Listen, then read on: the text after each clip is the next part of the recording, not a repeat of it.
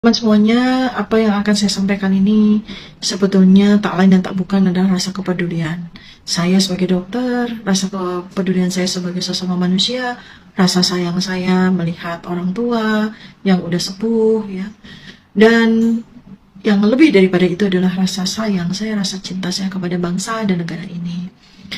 Saat ini kita sedang menunggu hari-hari di mana kita akan mencoblos pilihan kita, dan insya Allah ya siapapun juga yang nanti akan terpilih itulah yang Allah Subhanahu wa Ta'ala tetapkan untuk menjadi presiden kita. Karena itu pilihan kita akan sangat menentukan masa depan negara ini ya. Nah, saya membayangkan ada seorang lansia ya, memang masa mudanya dulu sangat gagah, hebat ya, tetapi usia tidak bisa berbohong ya. Udah berusia 72 tahun dan akan segera 73 tahun dalam kondisi badan yang renta, dalam kondisi kesehatan yang jauh dari prima, dan tampaknya kalau lihat dari kondisi secara keseluruhan ya sepertinya untuk meningkatkan kualitas kesehatannya juga tidak terlalu banyak yang bisa dikejar. Artinya seandainya beliau ini akan terpilih menjadi presiden, maka beliau akan melampaui 5 tahun, usia 73 tahun, 74, 75, 76, 77, dan berakhir di usia 78. Padahal kita juga sudah melihat di usia menuju ke 73 tahun pun beliau dalam keadaan yang jauh sekali dari sehat. Beberapa bulan ini kita menyaksikan dari hari ke hari betapa masa kampanye presiden ini amat sangat menguras fisik dan kesehatan beliau. Hari-hari ini setiap kali kita melihat video, tampak sekali beliau wajahnya itu sangat pucat, pandangan matanya kosong ya. Kalau dalam ilmu neuroscience yang saya tekuni ya, sepertinya antara kognitif kemudian dengan kemampuan sosial juga emosional itu sangat dipengaruhi oleh kondisi kardiometaboliknya beliau. Dan ini yang kemudian kita bisa melihat ya, bahwa ketika beliau berkampanye di atas panggung, kemudian ketika turun panggung, nyata sekali, tampak sekali beliau amat sangat kelelahan. Tugas kampanye ini amat sangat berat bagi beliau, dan kita bisa bayangkan dalam 5 tahun ke depan, andai kata beliau itu menjadi presiden, maka pekerjaannya kurang lebih kan sangat luar biasa, baik itu pekerjaan administratif ya maupun pekerjaan yang bersifat fisik, untuk berkunjung, untuk meninjau, untuk memastikan seluruh Indonesia itu dalam keadaan baik, terurus dengan baik dan sebagainya. Itu adalah pekerjaan-pekerjaan yang tidak bisa diwakili secara online. Itu harus dikerjakan oleh presiden sendiri secara offline. Artinya Presiden Indonesia harus mampu untuk bergerak dari Sabang sampai Merauke, dari Miangas sampai Pulau Rote, terjun secara langsung untuk memastikan pembangunan itu berjalan dengan baik, dan on the spot untuk bisa melakukan penilaian maupun review, serta langsung melakukan koreksi. Seperti itulah yang kita lihat selama ini Presiden, baik di negara Indonesia maupun di negara yang lain. Sekarang kita bayangkan, andai kata beliau menjadi presiden dalam keadaan masa beberapa bulan ini ujian dalam bentuk kampanye ini, beliau di hari-hari terakhir kampanye tampak sekali sudah mengalami kelelahan. Beda dengan dua paslon yang lain yang memang secara usia relatif lebih muda dan secara kesehatan juga mampu menjaga kesehatannya mereka masing-masing. Mereka santai saja pergi ke sana kemari, terjadwal untuk kampanye ke sana kemari, manggung di sana sini dan sebagainya. Tapi beda dengan beliau ini yang sudah lansia ini, tampak sekali rapuh, tampak sekali begitu sepuh ya, sehingga ketika turun panggung harus dipapa, harus digandeng sampai ke mobil ya, tampak sekali dari sisi kelelahan fisik maupun mentalnya. Nah, saya sangat meragukan apakah beliau nanti mampu untuk mengemban tugas sebagai presiden dengan baik apabila menilai dari kondisi kesehatannya beliau saat ini. Karena saya sangat khawatir Indonesia nanti dengan presiden yang memang sudah jauh dari sehat, baik secara fisik maupun mental, akan mengalami yang namanya Warren Harding effect. Ya, Warren Harding itu adalah presiden Amerika ke-29 yang waktu itu dilantik dalam keadaan sakit, sudah sakit ya, walaupun usianya belum tua, tetapi beliau ketika dilantik menjadi presiden itu sudah dalam keadaan yang sakit, sehingga kemudian ketika sudah terpilih dan dilantik menjadi presiden, hanya mampu bertahan, hanya mampu memangku jabatan selama 2 tahun saja. Ketika kemudian diselesaikan, diwafatkan karena serangan stroke ya. Jadi ini menjadi sekali lagi itu menjadi sebuah renungan ya, bahwa musibah seseorang itu adalah peringatan buat orang yang lain. Peristiwa yang terjadi 100 tahun yang lalu yang menimpa Presiden Warren Harding di Amerika Serikat menjadi peringatan buat kita-kita yang ada di sini. Jadi sekali lagi teman-teman, saya himbau, pilihlah presiden yang terbaik, yang sehat, yang cerdas, yang beriman, yang bertakwa, ya, dan memenuhi 4 kriteria pemimpin sesuai dengan yang diajarkan oleh Rasulullah Sallallahu Alaihi Wasallam, yaitu pemimpin adalah seorang yang fatonah, ya, seorang yang cerdas, seorang yang amanah, ya, yang mampu untuk mengemban kepercayaan dengan baik, termasuk menjalankan semua kepercayaan, kemudian yang tablik, ya, mampu untuk bicara dengan baik, dan orang yang sidik, artinya jujur dan bisa dipercaya. Silakan untuk direnungkan sekali lagi. Jangan lupa berdoa kepada Allah Subhanahu wa taala agar kita dituntun untuk bisa mencoblos tangan kita karena tuntunan Allah dan bukan yang lain. Terima kasih. Betul juga apa yang disampaikan oleh Dr. Tifa ini guys, ya, bahwa usia itu tidak bisa berbohong. Kalau kita perhatikan video yang viral guys ya, kemarin saat Pak Prabowo berjabatan tangan dengan para pendukung-pendukungnya, lalu kemudian beliau berjalan sambil dibopong ya oleh ajudannya, kita lihat tatapan mata Pak Prabowo kosong guys ya, dengan menampakkan wajah seakan-akan menunjukkan bahwa fisik Pak Prabowo ini memang kelelahan luar biasa ya. Beliau merasa capek yang luar biasa ya. Karena di saat usia beliau seperti ini, usia tua beliau ya, beliau dipaksakan untuk aktif berkampanye dengan kesibukan yang sangat banyak, kesibukan yang tinggi guys ya.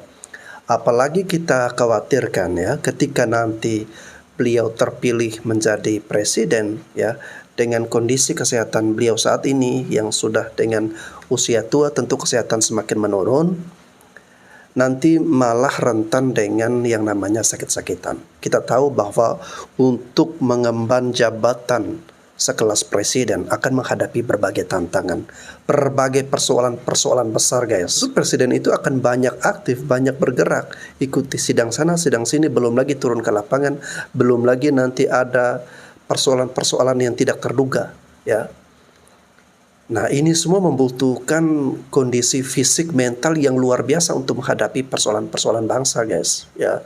Makanya saya juga setuju apa yang disampaikan oleh Dr. Tifa ini, bahwa kita harus memilih pemimpin yang dari kualifikasi kesehatan bagus, artinya dia memiliki fisik yang prima ya, kesehatan yang bagus, sehingga ketika dia menjadi pemimpin ya, itu tidak bermasalah dengan kesehatannya. Saran terbaik untuk Pak Prabowo ya, serahkan bangsa dan negara kita ini ke orang yang tepat, orang yang memiliki kondisi kesehatan jauh lebih baik daripada Pak Prabowo. Sudah waktunya beliau beristirahat. Yang ngeri-ngeri sedap, seru-seru sedap lah, belum ngeri lah.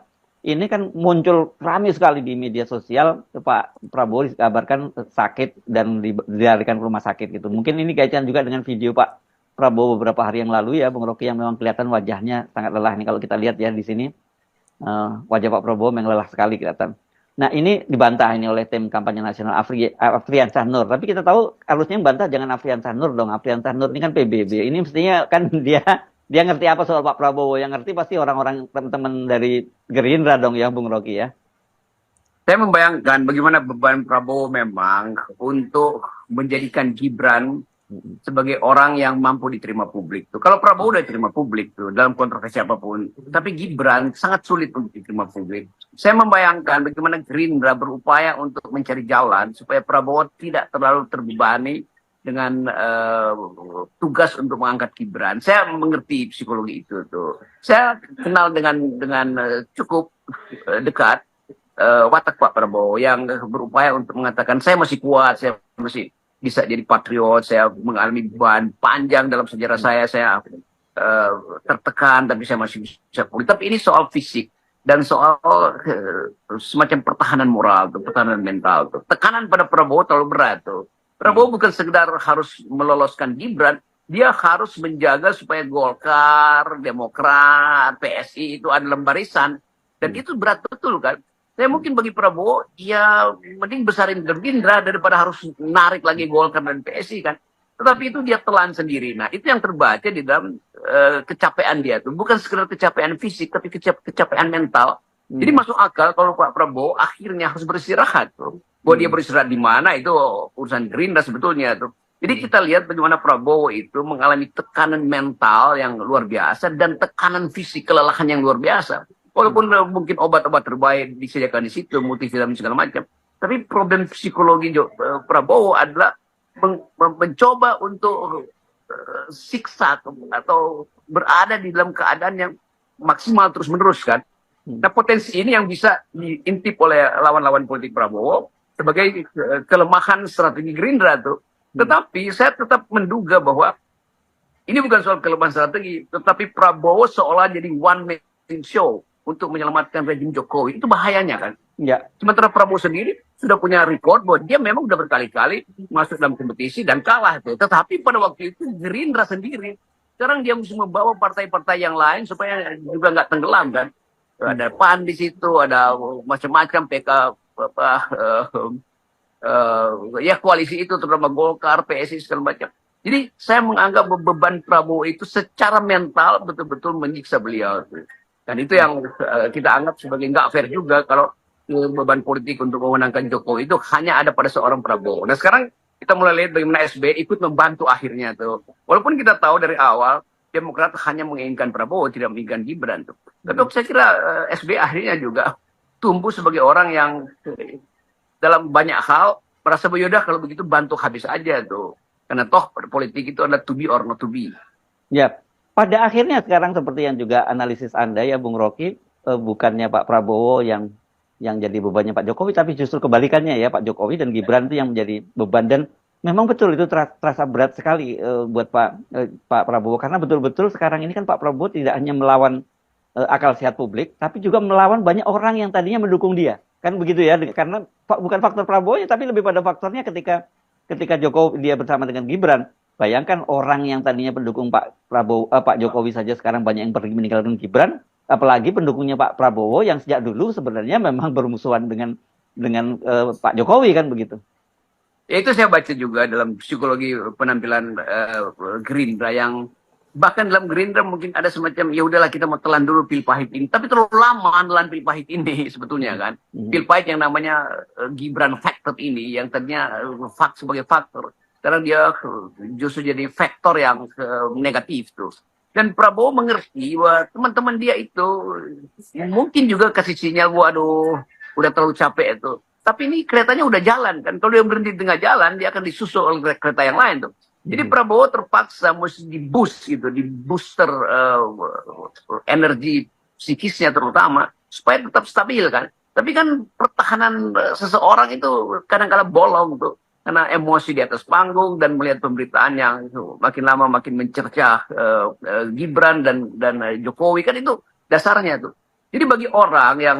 Oke guys ya, kalau saya menyimak apa yang disampaikan oleh Mas Hirsu Beno Arif dan Mas Rocky Gerung ini guys ya, dalam pembicaraan mereka lebih melihat dari sudut pandang politik ya.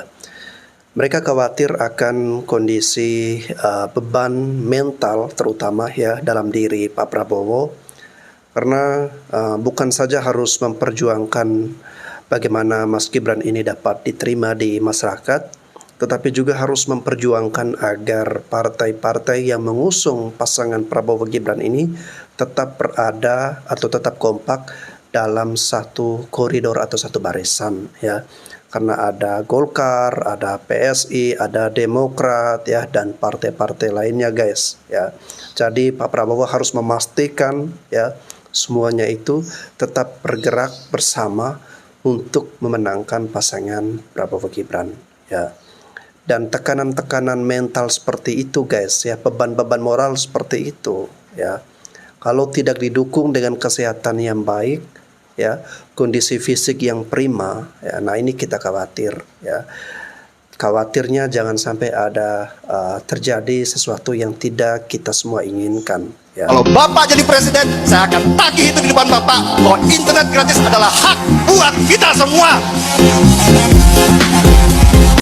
Dan hanya dengan Pak Ganjar saya bisa ngomong begitu. Gak mungkin dengan Pak Prabowo, karena Pak Prabowo ada di gedung-gedung elit dan mewah. yang mungkin hanya minta suara kita hanya untuk kepentingan dia. Saya tidak butuh jabatan, Mas Anies. Saya tidak butuh jabatan, tapi mundur dari Menhan aja nggak mau. Sorry ya. Kalau nggak butuh jabatan Pak Prabowo, nggak usah nyapres lagi. Kenapa Pak? Udah tua. Istirahat aja Pak, kita menghormati Bapak sebagai seorang yang memang sudah sepuh. Kasihan Pak, nanti stroke kalau terlalu banyak jalan. Jadi presiden itu nggak gampang Pak, kesehatan harus prima. Lihat Pak Ganjar, tiba-tiba sudah ada di Ruteng NTT, besoknya sudah ada di Purworejo, besoknya lagi sudah ada di Kalimantan. Bagaimana bisa orang usia 73 tahun bisa melakukan itu? Kan nggak mungkin. Mohon maaf, ini bukan menghina, ini fakta. Mau tidak mau, usia itu pasti akan berpengaruh. 2019, saya masih keliling Indonesia dengan biaya sendiri untuk membela Pak Jokowi. Ke Palu, ke Kalimantan, ke Pontianak, ke mana-mana saya keliling hanya untuk bicara tentang program Pak Jokowi. Saya nggak sanggup sekarang. Gak mungkin, tapi kalau Pati oke lah kita jalan.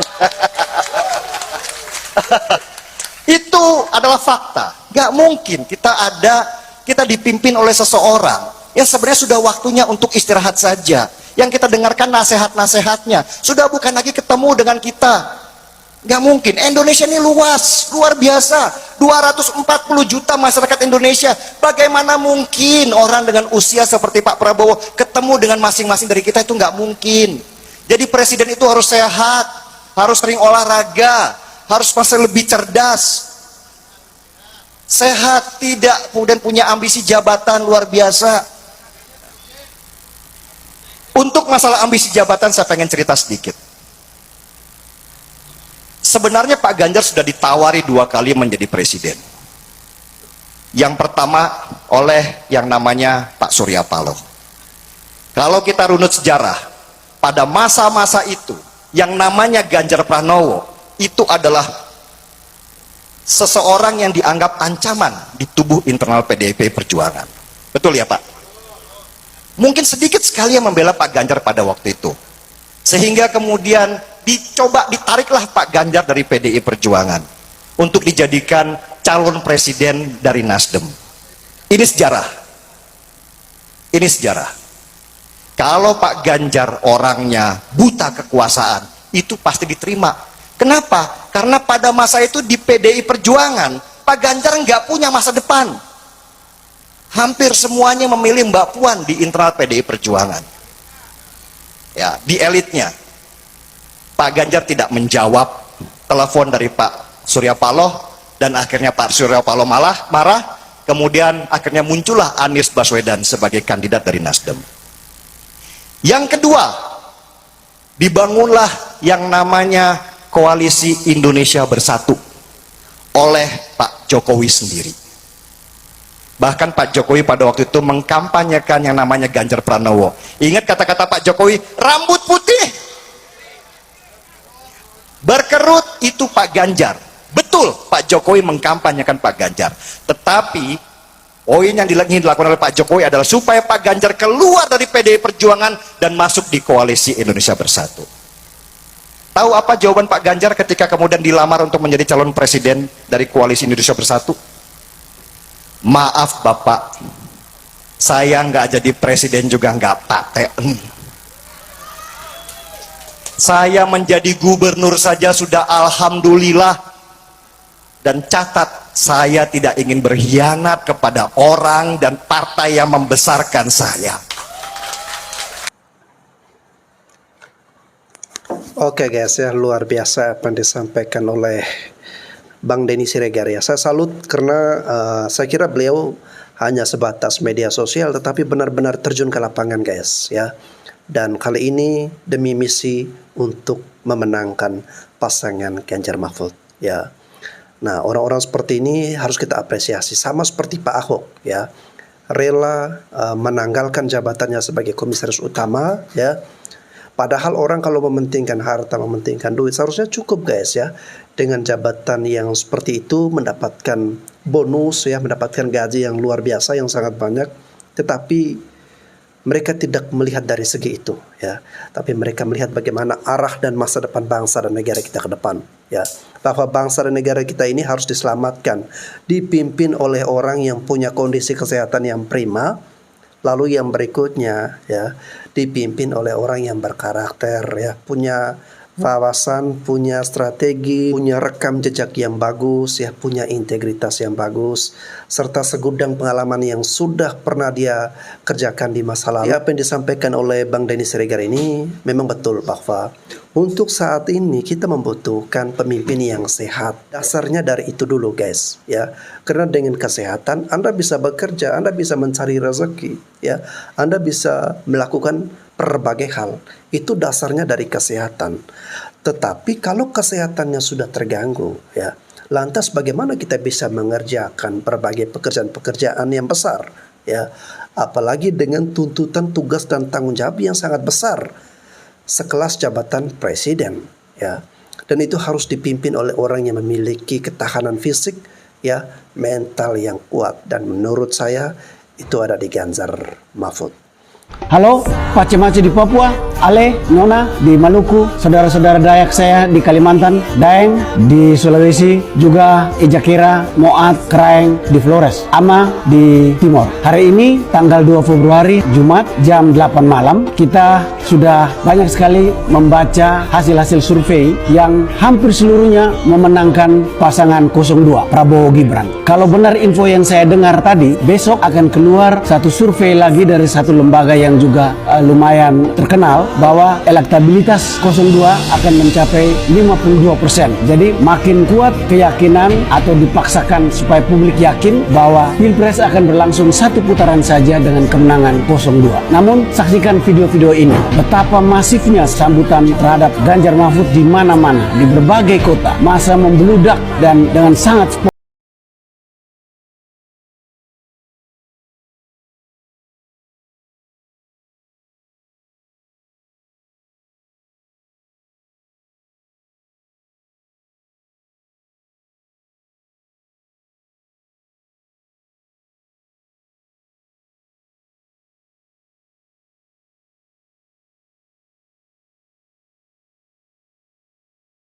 media, betapa hampir seluruh universitas menyerukan sikap kritis yang sangat kuat pada langkah-langkah yang diambil oleh Presiden Jokowi pada saat-saat terakhir ini yang dianggap telah merusak sendi-sendi demokrasi bangsa. Perhatikan begitu banyak berita mengenai tokoh-tokoh budayawan, seniman, bahkan rohaniwan yang sangat menyesali langkah-langkah itu dan menyerukan agar kembali ke garis demokrasi. Itu langkah-langkah yang penuh kekecewaan terhadap langkah-langkah Presiden kita. Fakta-fakta tadi kelihatannya tidak sejalan dengan hasil survei.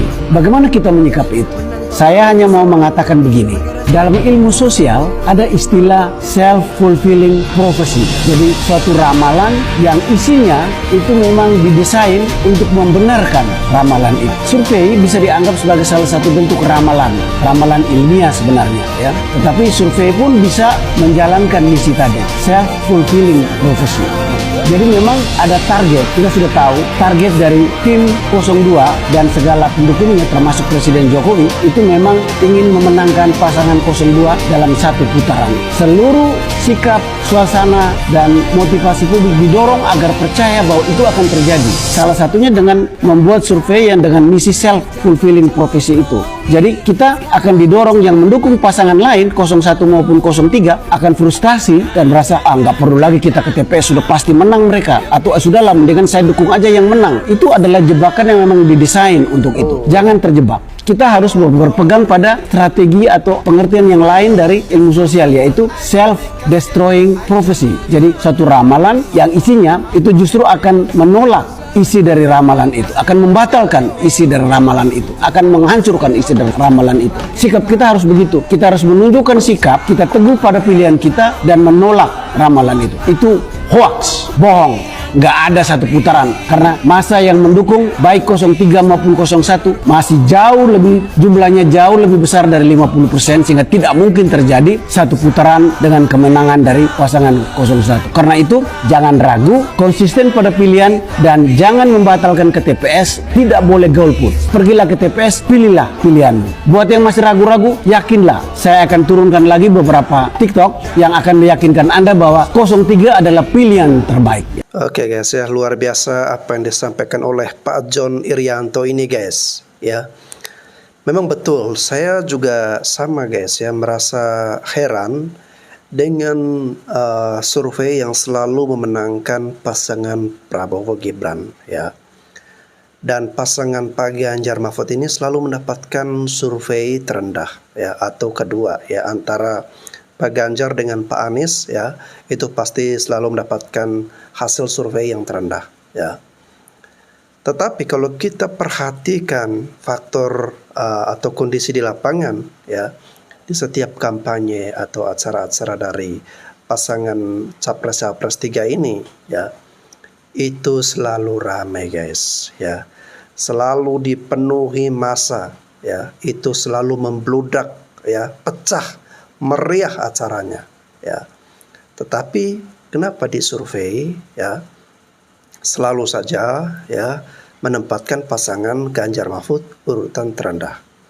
Jangan-jangan guys ya, bisa jadi survei tersebut memang sengaja menyasar pemilih-pemilih atau orang-orang yang berada dalam basis dari Pak Prabowo dan Mas Gibran ya. Saya curiga seperti itu. Karena ada salah satu pengamat politik atau salah satu politisi ya dari Nasdem kalau tidak salah pernah menyampaikan seperti ini, bahwa semua lembaga survei kecuali Litbang Kompas ya, itu semua mereka didanai ya. Mereka juga terlibat politik praktis ya. Dan dana untuk lembaga survei itu ya per tahun mendapatkan dana kurang lebih sekitar 1,3 miliar guys ya. Terkecuali Litbang Kompas yang punya dana sendiri ya.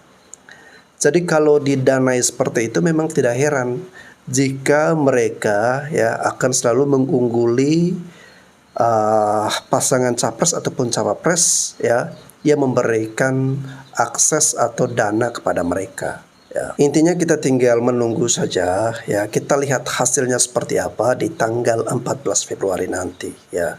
Siapakah yang akan memenangi pertarungan Pilpres tahun 2024 guys. Oke guys, terima kasih sudah menyaksikan video ini, dan jangan lupa di tanggal 14 Februari nanti ya, mari kita sama-sama memilih presiden yang memiliki kondisi kesehatan badan dan tubuh yang sehat dan kuat, yakni Pak Ganjar Pranowo dan Pak Mahfud MD. Saya Bastian Sebos, sampai jumpa lagi.